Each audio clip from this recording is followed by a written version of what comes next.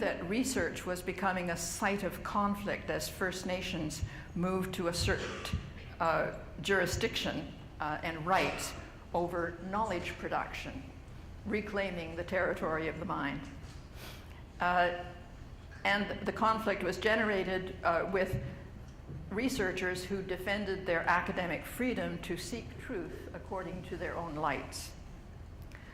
Some academics and universities were developing partnerships with Aboriginal communities.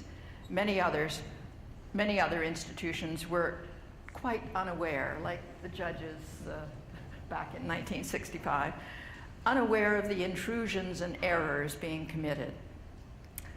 Willie Ehrman, a colleague from Saskatchewan, defined ethics as the way we treat each other. So it seemed a good idea to try to provide guidance on ethical relationships.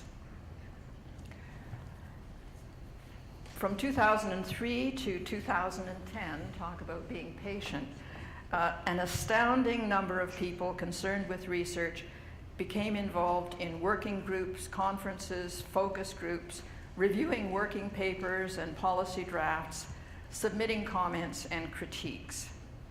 And the outcome in 2010 was the incorporation of a robust chapter on research involving First Nations, Inuit, and Métis peoples, embedded in a document that resonates with principles consistent with Aboriginal ethics. What was really gratifying and a little bit surprising to me was the openness of the ethics gurus on the panel to learn about what First Nations, Inuit, and Métis were trying to instill in the practice of research. And the response of researchers out in the field who said, hey, this is not just good Aboriginal research, we need this in the research that we're doing with all sorts of groups and communities, you know. So we have, as of December 2010, a policy which has been released and now becomes the operative guidelines, the operative guidance for federally funded research in Canada. Or at least it's not all government research, although government ministries are interested in making use of the Tri-Council Policy Statement, second edition. The central provisions of the policy are that community engagement is required when undertaking research that involves First Nation, Inuit, or Métis participants, and the research is likely to affect the community. And the community can be an urban community, a community of interest like an association, or a First Nations or Inuit community.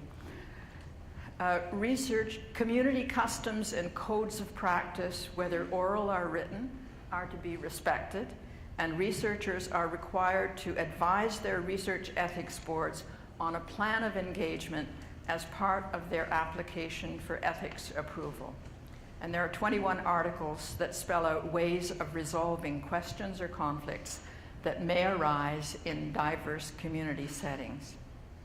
And Victoria will have the website where you can download for free the policy. There's also an article that I co-wrote detailing the development of this policy, and it appears in the International Indigenous Policy Journal, which is available online. What I hope that we have achieved, is adding scores and possibly in time hundreds of new venues across Canada where Aboriginal and non-Aboriginal people with a common interest in extending knowledge have the occasion and the obligation to sit down and talk to each other about good relations and mutual benefit. That's reconciliation by any other name. I'm convinced that there's a reservoir of goodwill to be tapped in the service of reconciliation at individual, community, and nation levels.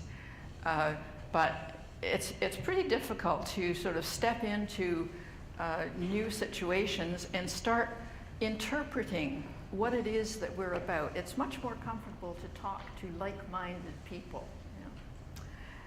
So I hope that the conversations at this symposium will not only enlarge our repertoires, both Aboriginal and non-Aboriginal, of how to foster those conversations as equals, where we get to know each other and overcome the barriers of language, mystifying complexity, and disengagement that currently impede the achievement of reconciliation.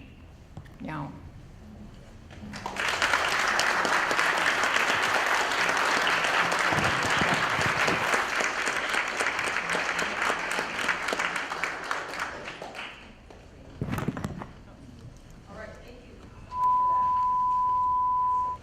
Okay, oh, there we go.